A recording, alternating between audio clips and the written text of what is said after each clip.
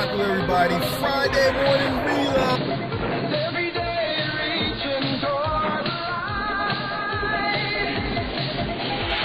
And you know that's a long way ahead of you. But when your will gets you there, things will turn out right.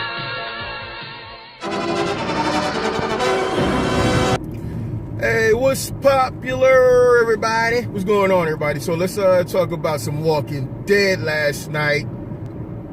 Hey, off the jump, let me just say at the beginning of it, or more so to the middle of it, and if you haven't seen The Walking Dead last night, freaking spoilers, you might want to throw some cotton in your ears, right? So, terrific episode. I love the episode, right? But I was getting kind of bored with all the happiness.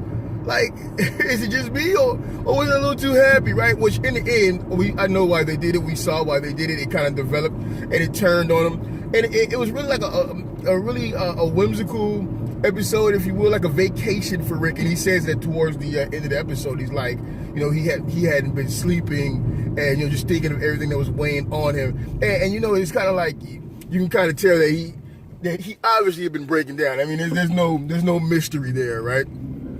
Because you see him and he'd be shaking with the sweat dripping from his face, and he's just shaking, and he's like, Coral, right? So you can tell that he's been going fucking through it. So here's the storyline in a nutshell, right?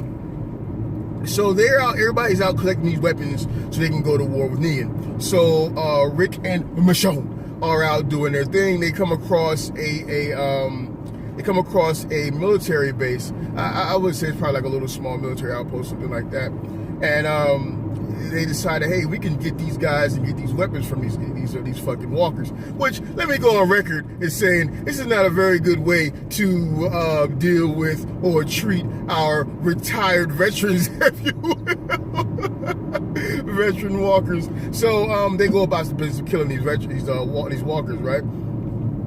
And it's just laughs and giggles the whole episode, dude. Like, at one point they're on top of a roof, and first they're laughing when they find the weapons, then they're laughing about getting the weapons, then they're on top of the roof and they're sniping walkers just to see if they can actually take out all these walkers and get these weapons. And they're like, yo, can we do it? Hey, we can do this. And we can do this becomes like an ongoing theme throughout their portion of the show, right? And then they literally fall through the roof, and Rick is fucking laughing. Now, if we go back to past episodes, especially dealing with this new camp of people they found, these weirdo trade, what do you have speaking in this really Orwellian way, Rick has just really been on some happy shit. Like, and I guess because he's seeing that, we're getting ready to come out of this time frame of Negan being in control of all of us, and he can see the light at the end of the tunnel, which is probably not the best analogy, but I think it may have some bearing on what we're going to get later on, right?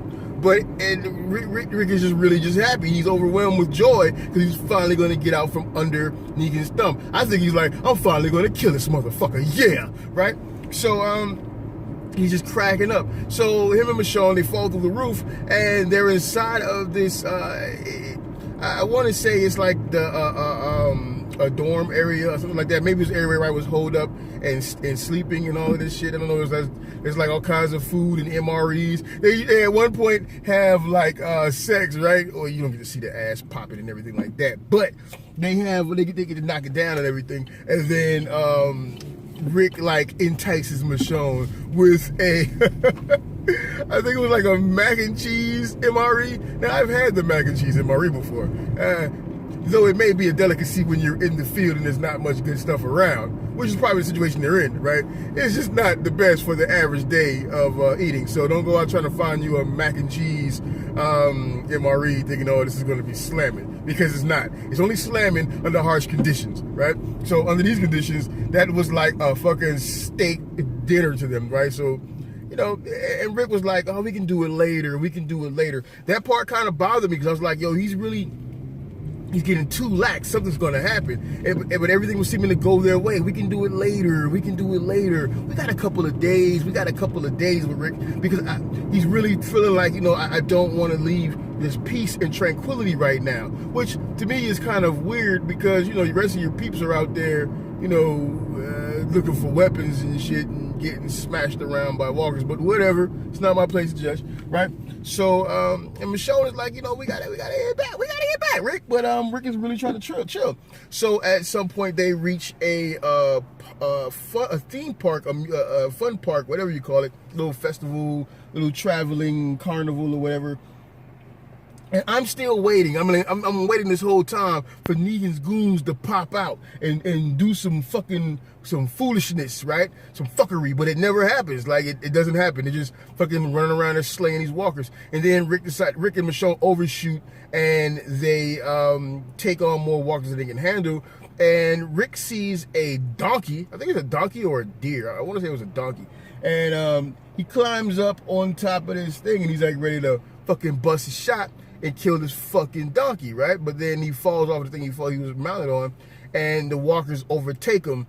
And Michonne sees this shit. Now this is the dopest shit, and I'm gonna give it to you. I'm gonna give it to you like I saw it, right?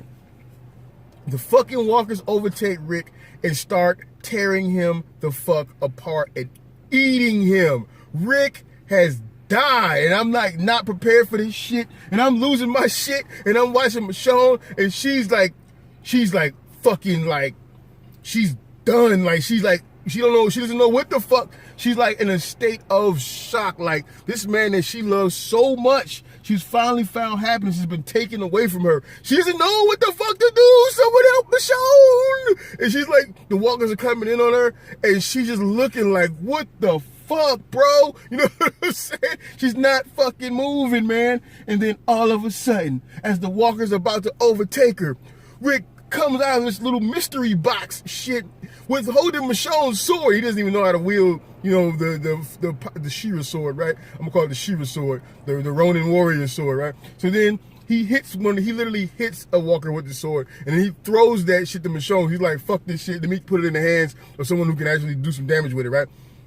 He's like, Michonne, and he throws his sword. And then Michonne is like, oh, so she sees Rick, her eyes come alive, she throws her hand up, and bow, she catches the sword in midair. It's like, I have the power. Or even better yet, like Thundercats. Oh, remember like the episode where Thundercats, like it was like the first episode, it was like a 2 or 3 part series where Thundercats had left the planet. This is the original Thundercats series for young people who are watching, never seen the original Thundercats series. The fuck is wrong with you? Go back and watch this shit. So they're all fighting these damn mutants, and Snarf's trying to give Lionel, because Lionel's grown up now, right? Snarf's trying to give Lionel the sword, and Lionel thinks it's a toy. He's like, I ain't got time for this shit, Snarf. We're fighting some fucking mutants out here. Come at me, bro. And then so fucking Snarf's like, fuck it, Lionel, get this goddamn sword. I got something to give you. Get it. And he throws the fucking sword, and Lionel catches that shit, and it like electrifies his body and shit. All of a sudden, he's like, oh shit, I am Lionel. This is a Thundercats. This is a Sword of Omens. Let's take some motherfucking mutants down, right?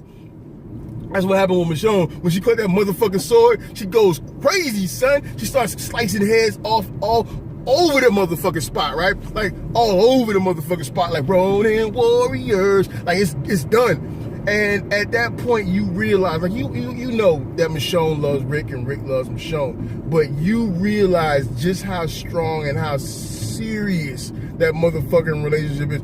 It's real, son. They really, really, really deeply. That's fucked up what I just said. They're fucking. They really, really, really feel each other like that, right? So it really sets you back. Like, you know, it's crazy to see.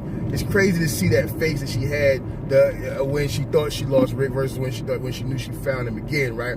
And so as they get out of that shit, right, and they're traveling back, and Michonne's like, I can't do this, I can't lose you. And Rick is like, no, we can lose something. Which you're like, oh shit, is that what the fuck? And you turn the shit upside down. But here's the reality, and they talked about this on The Talking Dead afterwards. Like, here's the reality.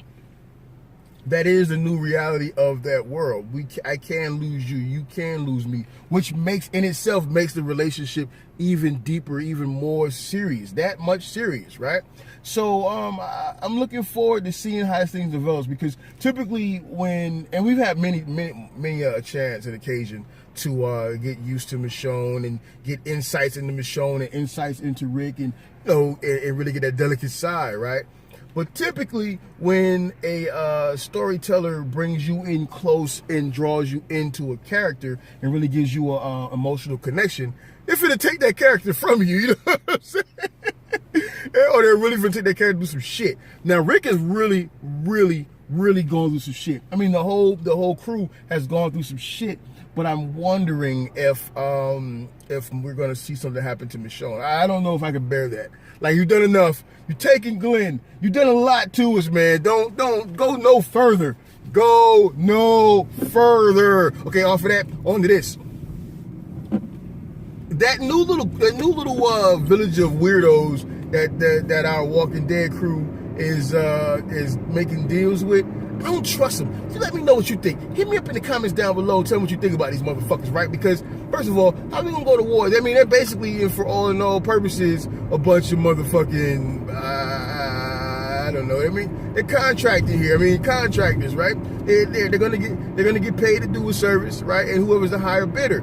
I don't trust him, and I feel like, you know, Rick and his crew are gathering all these weapons, and these motherfuckers are gonna fucking either, I don't know, turn on them or some shit like that, or take all the weapons, but you still turn on them or some shit like that. You tell me what you think. You leave me in the comments down below, and you let me know if you enjoyed the episode. 2, did I just spoil the fuck out of it for you? 3, if I did spoil the fuck out of it for you, give me all your tears. Oh, I want a drink.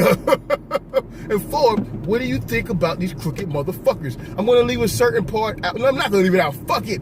So 2 of the young ladies from the crew have decided they're gonna go on and take it about their own business to kill Negan. Now, do you think that's gonna fuck the plans up, or do you think it's gonna be successful? Obviously, it's not gonna be successful. Obviously, it's gonna throw a monkey wrench into the whole fucking plan. But let me know what you think. Hey, that's The Walking Dead last night. If you haven't seen it, then that's your fucking fault. Stop being lazy. Stop motherfucking procrastinating. Get up on the couch. Make something of yourself. I'm out of here.